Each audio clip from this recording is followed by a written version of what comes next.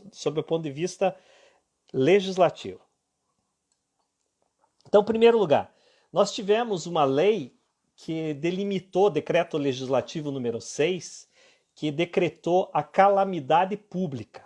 Então, a pandemia, ela também se vincula à calamidade pública até o dia 31 de dezembro desse ano. Salvo se passar, aí vai ter que ter outro decreto. E aí veio uma lei que definiu quarentena, isolamento, e depois vieram as duas medidas provisórias mais importantes. A 927, que ainda não foi convertida em lei, e a medida provisória 936, que é justamente esta lei 14.020, que foi justamente publicada agora, né? Essa semana. Ela saiu no dia 6 de julho de 2020, ou seja, 3 dias atrás, e foi publicada no dia 7 de julho. Então já está valendo como lei. O que ela tem, assim, de importância para nós, advogados, pessoal que trabalha no RH? Tem várias pessoas acenando aqui para mim. Evelyn, Carol, Clayton, Daniela, estou vendo todos vocês aqui. Então, o que ela tem de novidade? Primeiro, quando se fala em acordo para redução e suspensão do contrato, nós temos que entender que é uma relação triangular. Nós temos o trabalhador, o empregador, que vão fazer um acordo, e tem a parcela do governo, que é a liberação do bem. O que é o bem? Benefício emergencial.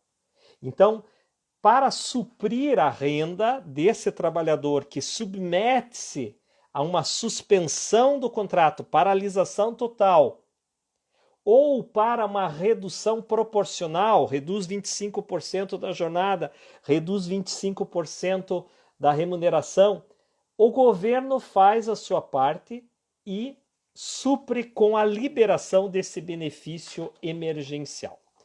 Esse benefício ele é mensal.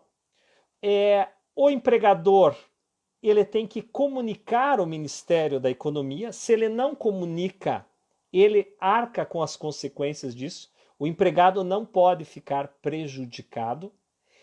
E o valor dele é o mesmo valor que seria devido para o seguro-desemprego daquele caso concreto. Então, veja, o seguro-desemprego ele tem um teto, um valor máximo de 1.813. Então, esse benefício emergencial que o governo libera nunca vai ser superior a 1.813. Esse é o valor máximo. Só que aí nós temos regras de proporção. Primeira novidade dessa medida provisória, agora convertida em lei, está lá no artigo 6º. Não será devido o pagamento do benefício emergencial para os empregados públicos, sejam eles de sociedade de economia mista, empresa pública, então seja o Banco do Brasil, seja o Correio, seja a Caixa Econômica. O servidor público seletista não vai poder se beneficiar, não vai poder entrar nesse acordo, seja para redução proporcional, seja para suspensão contratual. Ainda, o artigo 6º, parágrafo 2º, ele diz que não será devido o pagamento do benefício emergencial àqueles que estiverem em gozo de benefícios continuados, como é o caso do aposentado. Então, que nem lá no meu escritório, nós temos a nossa senhorinha lá, Dona Lúcia, ela é registrada, só que ela se aposentou e continua trabalhando. Nesse caso, eu posso fazer um acordo de suspensão com ela, posso fazer um acordo de redução proporcional, mas o governo não libera a parte dele. O governo não libera o benefício emergencial. Por quê? Porque ela é aposentada. É mais ou menos o seguinte, o governo não vai liberar duas verbas. Aposentadoria, leia-se, verba do governo. Então ele não vai ainda pagar o benefício emergencial. Então o que nós tivemos que fazer com essa nossa funcionária? Nós tivemos que pagarmos uma ajuda compensatória sem nenhum benefício emergencial por parte do governo. Também não tem direito a esse benefício emergencial aqueles que já se submeteram àquele programa de qualificação profissional previsto no artigo 476-A da CLT. Então, se já estava suspenso por uma causa, não pode suspender por uma segunda. Uma outra questão, você que é advogado, você que trabalha em departamento pessoal, tem que estar na mente. Se esse empregado tiver 2 carteiras assinadas, então imagine um professor, ele dá aula numa faculdade X e numa faculdade Y. Ele vai poder fazer acordo num vínculo e também para um outro empregador? Sim. E o governo, daí neste caso, que ele tem 2 vínculos, 2 carteiras, vai pagar 2 vezes o benefício? Sim. Então, a princípio, o benefício emergencial se vincula a cada contrato e podem se acumular, exceto se for um contrato intermitente. Aí nós temos uma exceção do artigo 18, que ele não vai ganhar de forma acumulada. Muito bem, uma outra questão que eu trago para você que está divulgando para a empresa, você que está orientando o trabalhador, é que o bem, esse benefício emergencial, ele pode ser somado por uma ajuda compensatória por parte do empregador. Então vamos imaginar que esse empregado ganhe lá 5 mil reais por mês. Poxa, o bem vai cair no teto, vai cair naquele 1.800 e pouco. Esse empregado, e quanto mais alto for o salário dele, maior é o prejuízo, porque o empregado que ganha ali 1 salário mínimo, 2 salários mínimos, ele praticamente não tem prejuízo, porque ele vai ganhar o benefício emergencial, que vai acabar suprindo. Agora, aqueles empregados que ganham 4 mil, 5 mil, por mais que eles recebam o benefício emergencial, está no teto de 1.800 reais. Então, nessa situação, o empregador pode dar uma ajuda compensatória. E essa ajuda compensatória que o empregador vier a dar não tem natureza remuneratória. Não integra para efeitos de fundo de garantia, para efeitos de INSS, não integra para nenhum fim. Né? Então, isso é importante, que nem voltando àquele caso da empregada que trabalha comigo lá, a senhorinha que limpa o escritório. Como ela não tem direito ao benefício emergencial, porque ela é aposentada, nós tivemos que dar essa ajuda compensatória, pelo valor cheio do que ela recebia. E ela, então, ganha a mesma remuneração, o mesmo valor, mas não está contando para fins de fundo de garantia, para contagem de férias e 13º. O artigo 10 desta nova lei, ele fala de uma garantia de emprego. A Lei 14.020, na verdade, ela traz duas situações de garantia de emprego. A primeira delas diz o seguinte: durante esse acordo em vigor, ó, meu amigo Adilson, a Thaís dando oi ali, o Lauro, durante a vigência desse acordo, são 2 modalidades, ou o acordo para redução proporcional, eu reduzo proporcionalmente a jornada do salário, ou um acordo para suspensão total do contrato. Qualquer dessas modalidades. Durante a vigência desse acordo, o empregado não pode ser mandado embora. Ele tem uma garantia de emprego. E se ele fez o acordo por 1 mês, vamos imaginar que ele fez um acordo por 2 meses. Ao voltar ao trabalho, ele tem mais um período equivalente de garantia de emprego. Então ele teve 2 meses durante o acordo e mais 2 meses de estabilidade no emprego. Só que eu não gosto, e aqui eu divirjo lá do nosso grupo, lá os 4, às vezes fica meio dividido lá. Eu acho que isso não é bem uma estabilidade. Por quê? Porque a própria lei diz que nessas situações, o próprio artigo 10 diz que se você mandar embora o empregado nessas situações, você paga uma indenização. Então, é diferente, por exemplo, da situação do artigo 17, inciso 5 da lei, que fala: está vedada a dispensa das pessoas portadoras de deficiência. Essa é uma estabilidade clássica.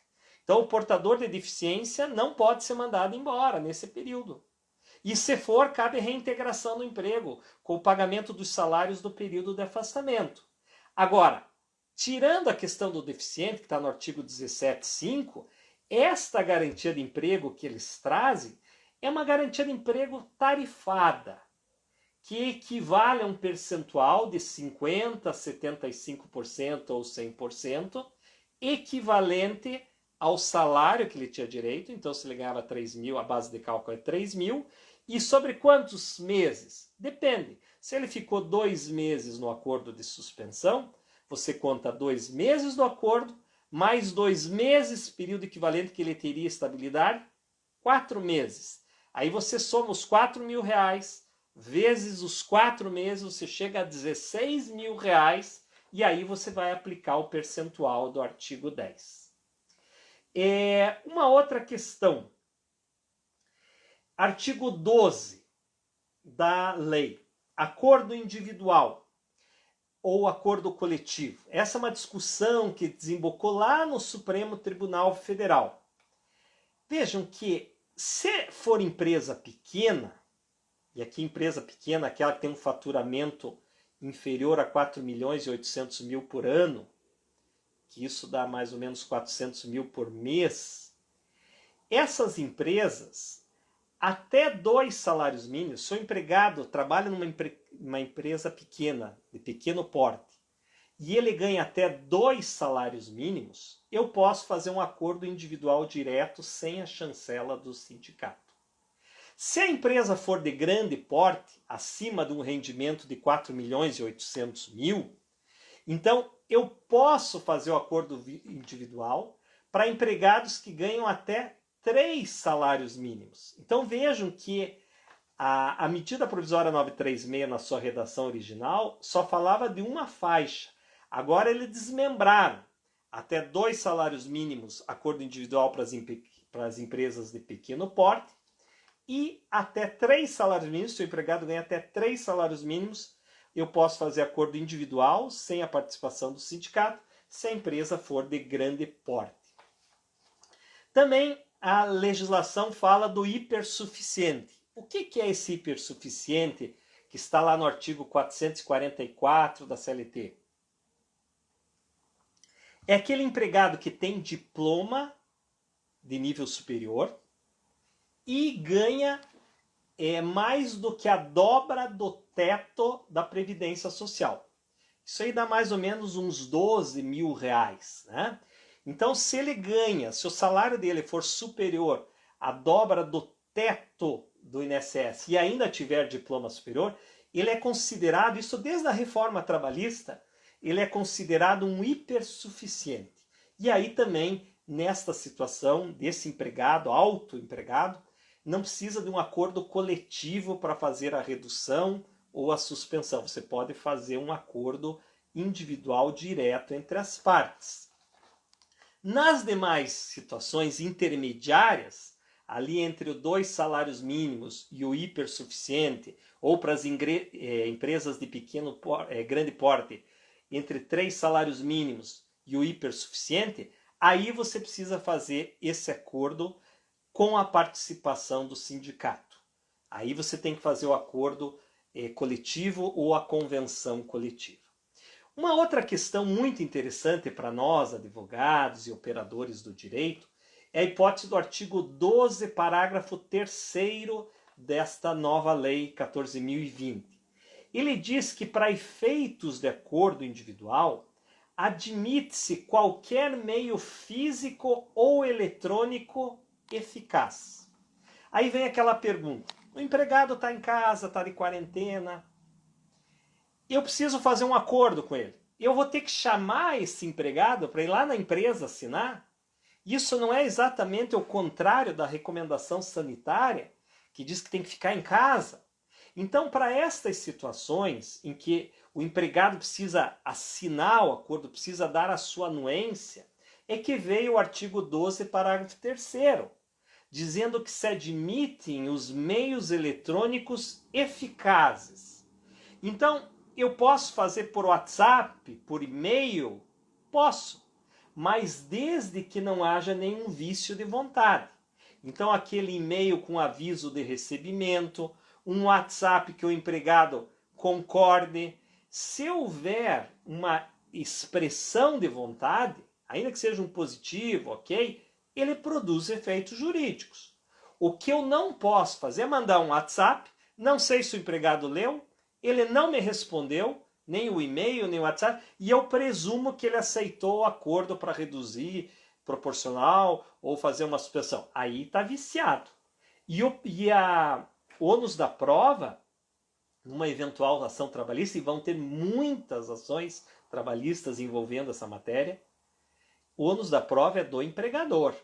Ele que vai ter que provar que ele usou de um meio eletrônico eficaz, com aviso de recebimento. Ok?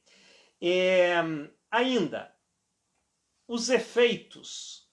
O artigo 12, parágrafo 4º, ele diz que esses acordos individuais, eles deverão ser avisados, comunicados ao sindicato.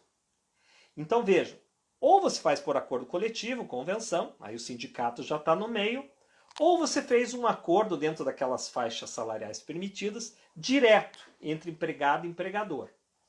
Nessas situações, a legislação diz que a empresa tem que comunicar o sindicato em até 10 dias da celebração desse acordo. Aí você me pergunta, você que está aí me assistindo, estamos aí com quase 100 pessoas, 95 pessoas, e se a empresa não comunicar o sindicato? Quais são os efeitos? A lei não fala nada quais são os efeitos, mas doutrinariamente nós podemos dizer que ele é um acordo existente, válido, mas que só vai produzir efeitos a partir dessa comunicação, a partir do cumprimento dessa formalidade legal. É efeitos op legis, né, por força da lei. Antes da comunicação, o empregador vai ter um acordo inválido e ele vai ter que se arcar com as consequências, com os prejuízos salariais que o empregado possa ter. No caso, uma redução de salário ou mesmo qualquer perda que ele vier a ter. Muito bem. Só para vocês se situarem, nós tínhamos programados aqui uma live com o Rafael Lara, já tínhamos separados até algumas perguntas, ele separou algumas perguntas, e por um problema aqui do Instagram, um não consegue ligar no outro. Então, para prestigiar vocês que estão aqui, que separaram esse tempo, eu estou fazendo um resumão da lei, principalmente nos aspectos práticos, sem muita controvérsia doutrinária, eu estou fazendo um resumo prático, o que nós precisamos saber. Outra questão, artigo 12, parágrafo 5º da nova lei. Conflito de normas. Ele diz, a lei aqui, que se após o acordo individual entre empregado e empregador sobrevier uma negociação coletiva, um acordo, uma convenção coletiva, as eventuais cláusulas conflitantes entre aquilo que você fez diretamente, aquele acordo entre empregado e empregador, e uma cláusula diferente da convenção coletiva do teu sindicato ou de um acordo coletivo, como é que fica? Aí o legislador diz que aplica-se as condições do acordo individual no período anterior e em relação à superveniência dessa convenção coletiva, desse acordo coletivo posterior, aplicam-se as normas coletivas, mas respeitando as condições mais favoráveis para o trabalhador. Então veja a dificuldade que nós, advogados, principalmente os advogados que trabalham para a empresa, vão ter que ter.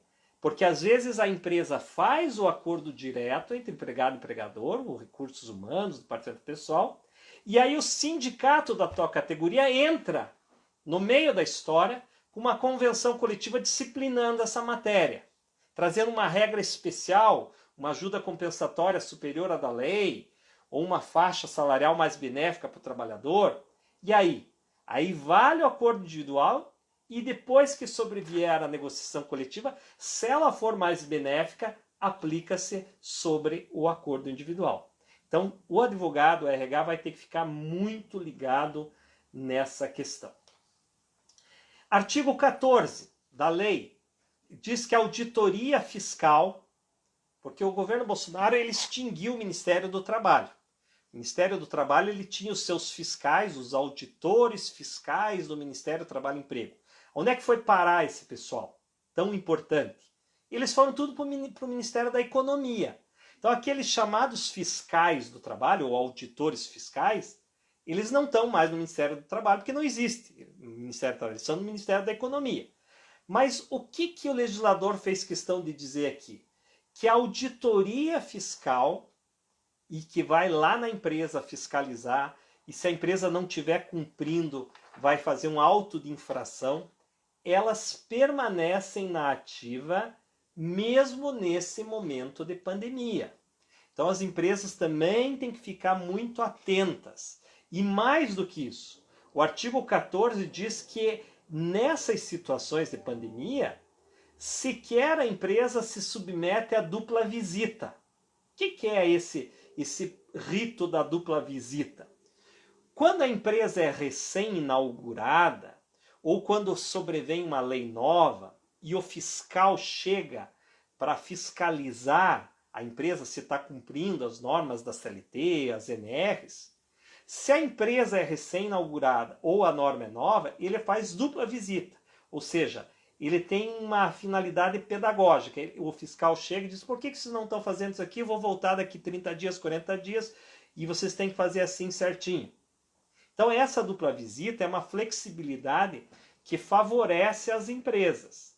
Aqui, em relação a essas normas desta legislação, o artigo 14 diz que não se submete à dupla visita, ou seja, a auditoria é mais rigorosa ainda com as empresas, porque se chegar o auditor fiscal lá e perceber que tem alguma coisa incorreta, seja no pagamento, seja uma suspensão que o empregador continua dando ordens, por exemplo, isso também é uma dica importante para você ficar atento. Às vezes você põe lá suspensão do contrato, libera seu benefício emergencial 100%, equivalente ao que você teria direito de seguro-desemprego.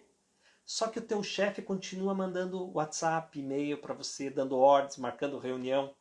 Isso é fraude, porque suspensão do contrato é uma paralisação do contrato. Então, se por acaso eu estou numa suspensão de contrato, eu já estou num acordo, e eu continuo recebendo ordens e reuniões, isso é fraude. Aí pode gerar um passivo trabalhista, onde depois você entra com uma ação trabalhista e diz, olha, só no papel que era a suspensão, porque eles continuavam me dando ordem. E aí você vai pedir o salário completo, e não o salário só do benefício emergencial, que tem um teto de 1.813. E também você está sujeito a uma fiscalização dos auditores fiscais, né? E aqui não há dupla visita. Se chegar um fiscal aí e perceber, vai aplicar um auto de infração para você. Muito bem. O artigo 15, ele diz que esta lei 14.020 se aplica também para os aprendizes e para o trabalho no regime parcial, que é aquele do artigo 58A da CLT. Uma coisa muito importante, talvez a parte mais importante aqui, que as empresas estão aflitas. Veja, o governo tem demorado muito para editar essas leis, essas medidas provisórias. E aí o que acontece? A empresa faz o acordo. O acordo de suspensão pode durar 60 dias, né, mas no máximo num período de 90. Ou seja, o acordo vigora em 60 dias, mas sempre com um período máximo de 90. A redução, da mesma forma, um período máximo de 90 dias. Quem começou a fazer o acordo lá em março já está esgotando esse prazo de 90 dias. E aí a empresa está aflita, diz assim, meu Deus do céu, está vencendo. E essa lei, ela repete o que estava na medida provisória. Os 90 dias no máximo. Daí os empresários falam assim, poxa, mas como? Já está vencendo, o que eu faço? A lei 14.020 diz que o poder executivo, ou seja, um decreto regulamentador do presidente Bolsonaro, pode vir a prorrogar esse prazo. Pode ser que saia hoje, pode ser que saia amanhã. Nesse momento, as empresas estão aflitas, porque os contratos estão vencendo, a lei só fala em no máximo 90 dias, e esse decreto não sai nunca. Então, O que fazer nessa situação? Que é a pergunta que mais faz. Prorroga ou não prorroga? Nesse caso, eu entendo que você pode prorrogar, seja com base na que a medida provisória, no artigo 62, num dos seus parágrafos, diz que ela tem eficácia jurídica até a sua conversão. Ou já houve um aceno do Poder Executivo, mas por cautela, por segurança jurídica, já que o próprio presidente, o ministro da Fazenda, diz que eles vão prorrogar por mais um mês, pelo menos, então já houve essas declarações na mídia, então é só uma questão de aflição mesmo, mas vai vir um decreto nesse sentido. Você prorroga, mas assim que sair o decreto regulamentador, seja hoje, amanhã, depois da manhã, você já faz um termo de ratificação para uma segurança jurídica. Mas a empresa aqui não vai poder ser penalizada por uma culpa do legislador, nem a empresa e muito menos o trabalhador. Uma outra questão aqui está no artigo 17, inciso 4º. Nós, do Direito do Trabalho, a gente comentava muito da ultratividade da norma coletiva. Você lembra o que é isso? A norma coletiva, geralmente, ela tem uma vigência de 1 ano, o acordo coletivo, a convenção vigora 1 ano, mas ela pode vigorar no máximo 2 anos. Vamos imaginar que tem uma previsão lá de adicional noturno de 40%. Quando acaba a vigência daquele acordo coletivo, aquela convenção coletiva, e não houve mais nenhuma negociação posterior, aquele adicional de noturno de 40% mais benéfico, ele se prorroga automaticamente, e aí a gente chamaria de ultratividade da norma coletiva, ou aquela cláusula mais benéfica embutida vai exatamente até o dia, a data do seu termo final. Essa discussão ficou muito tempo no TST, na jurisprudência, até que veio a súmula 277 do TST e diz que as condições embutidas no acordo coletivo ou na convenção coletiva vigoram apenas dentro do prazo do termo final. E agora, o artigo 17, inciso 4º, reforça o que já estava na reforma trabalhista e que já estava na súmula 277 do TST. Ou seja, eventuais condições que sejam objetos de acordo ou convenção coletiva não se prorrogam automaticamente. Elas valem apenas dentro do termo disposto nesses instrumentos. Muito bem, vamos aqui para uma outra questão. A gestante. A gestante pode se submeter a esse acordo de redução proporcional, de suspensão? No início tinha-se essa dúvida, até que veio a portaria e agora a própria lei também diz que pode. Mas a gestante tem uma vantagem que eu acho justa, inclusive. Aquele período de estabilidade que eu falei, que é durante o acordo, não pode ser mandado embora, e mais uma projeção do período equivalente, para a gestante, soma-se ainda ao período da estabilidade. Qual que é a estabilidade da gestante? Até 5 meses após a data do parto. Então vamos imaginar que essa gestante fez um acordo de 1 mês e meio ou de 2 meses. Aí ela teve o nenê, parto. Para aquela estabilidade para ali onde estava, faz-se toda a estabilidade de até 5 meses após o parto, e o que faltou ali? Faltaram 2 meses. Você soma no final. Então a indenização da gestante ela é muito maior, e o empregador também tem que tomar cuidado para não mandá-la embora, e até porque nesse sentido é o espírito, é a mens legis, salvaguardar a estabilidade desta gestante e protegê-la nesse sentido. Artigo 23. Aviso prévio. De comum acordo, as partes podem cancelar. Imagine que você está no curso do aviso prévio e sobrevém esse acordo. A tua empresa estava trabalhando, mas ela resolveu fazer esse acordo agora de redução proporcional, ou ela resolveu fazer agora uma suspensão. Até ela já tinha mandado embora você, mas daí ela fala assim, olha, nós pensamos melhor, em vez de mandar embora, entrou uma verba, nós vamos fazer um acordo de redução proporcional. Só que você trabalhador, já estava no curso do aviso prévio. O que o artigo 23 diz? Que nesse caso, por ser uma situação emergencial de pandemia, se as partes de comum acordo quiserem, elas cancelam esse aviso prévio em curso para ingressarem no acordo de redução proporcional ou de suspensão contratual. Isso, de certa forma, já estava na CLT, no artigo 489. A CLT já dizia que se você der o aviso prévio para alguém, a outra, e depois você quiser mudar de ideia, reconsiderar, seja o empregado para o empregador ou o empregador para o empregado, você pode, desde que a parte contrária concorde com o cancelamento desse aviso prévio em curso. Artigo 25. Repactuação de empréstimos consignados. Sabe aqueles empréstimos em folha de pagamento? Aposentado tem muito isso. Se aposenta, vem aquelas empresas que quer emprestar dinheiro, a gente desconta aí 20% na tua folha de pagamento, os juros são menores, porque tem uma garantia para os bancos. Ou mesmo que não seja aposentado, você fez um empréstimo consignado lá pela Lei 10.820 e o desconto em folha de pagamento. Aí sobreveio a pandemia e você submeteu um acordo de redução proporcional, uma suspensão. Então o artigo 25 desta lei fala da possibilidade de você repactuar com o banco aquele empréstimo que você vinha fazendo com desconto em folha de pagamento.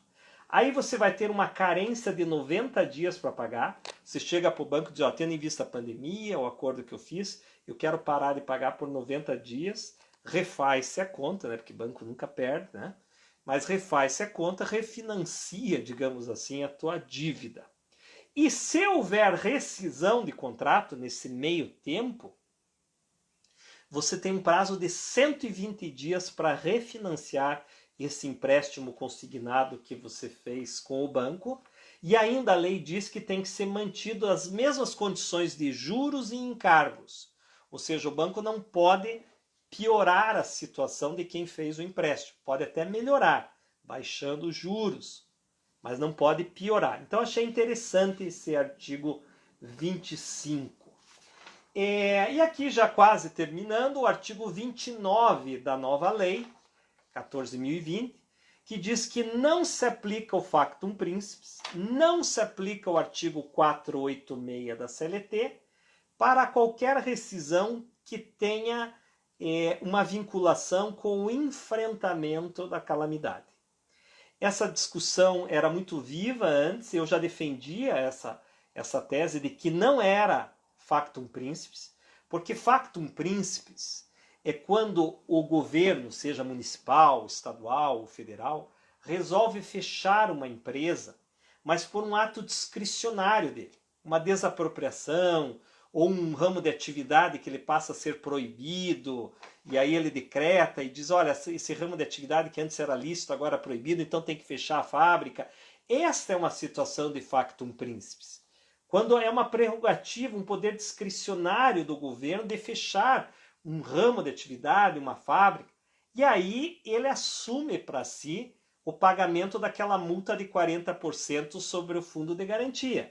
As demais verbas rescisórias são pagas pelo empregador e essa multa de 40% pelo governo, pelo autor do factum principis. No caso da pandemia, da calamidade, não se trata de um poder discricionário do empregador, mas sim de regulamentar e organizar a pandemia. Então aqui, quando muito, é uma rescisão por força maior. E aí quem paga é o empregador, só que a multa do fundo de garantia, ao invés de ser 40%, é a metade. Paga-se uma multa de 20%. Deixa eu ver se tem mais alguma coisa aqui. A questão, um último ponto aqui para vocês, a questão da correção monetária, juros, correção monetária, é TR, é IPCAE. Tem uma confusão que deu? O ministro Gilmar Mendes também mandou suspender todos os processos que envolviam essa matéria, até que venha o pleno e decida, mas na decisão monocrática ele mandou suspender, porque tem uma discussão se é TR, e a TR hoje é zero, desde 2017 ela representa uma correção zero, ou se é o IPCAE, porque já tem um precedente do Supremo Tribunal Federal que aplicou o IPCAE para os aposentados, para a fazenda pública, para os precatórios. Então, por que razão crédito trabalhista de precatório aplica o IPCAE, que é mais benéfico? E nos demais aplica a reforma trabalhista, que é a TR. Então tem toda uma discussão. O ministro Gilmar Mendes disse que até que o pleno decida, estava tudo suspenso. Depois entraram com um esclarecimento, ele disse, não tudo suspenso, vai aplicando a TR e depois nós vamos ver a diferença. E o que já tem coisa julgada, continua a execução. O que precisa marcar audiência, continua. Ou seja, não é pretexto para os juízes pararem tudo. Ele deu uma esclarecida nessa decisão. Mas a novidade aqui é que, em relação a esse tema, a lei diz que, nesse caso,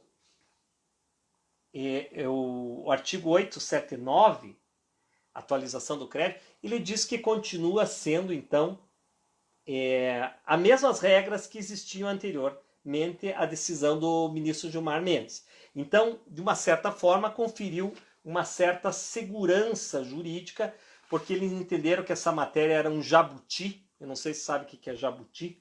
Jabuti é quando você faz uma medida provisória, daí na última hora eles fazem uma emenda, né, seja o Senado, seja os deputados, e traz uma matéria estranha àquela medida provisória original. Então, quer dizer, sob o pretexto de votar uma medida provisória, os deputados começam a fazer uns enxertos de umas matérias que não tem nada a ver. Então, eles chamam isso de jabuti. E aí, esta lei teve um veto do presidente Bolsonaro, né, em relação a alguns jabutis, dizendo que essas matérias eram estranhas à medida provisória 936 original e que, portanto, foram vetadas. E, nesse sentido, eu achei que foi interessante. Muito bem, meus amigos, esse seria um resumo para vocês. Eu não sei se alguém tem alguma pergunta aqui a fazer. E aqui, só situando o pessoal que chegou agora, era para nós fazermos uma live com o Rafael Lara, só que o Instagram não está aceitando, eu não sei se está congestionado, o que é.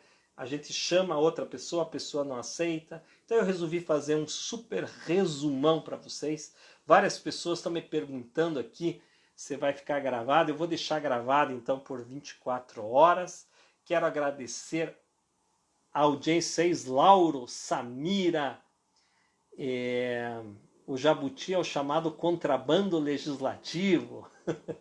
É verdade, tem coisas que só tem no Brasil, né? Quero agradecer a audiência de vocês. Deixa eu ver se tem mais alguma coisa aqui que eu tinha anotado. Acho que é isso. Tô com a voz já meio cansadinha. Amanhã eu vou descansar, amanhã não vai ter live. E eu espero vocês em outra oportunidade. Um beijo no coração. Valeu!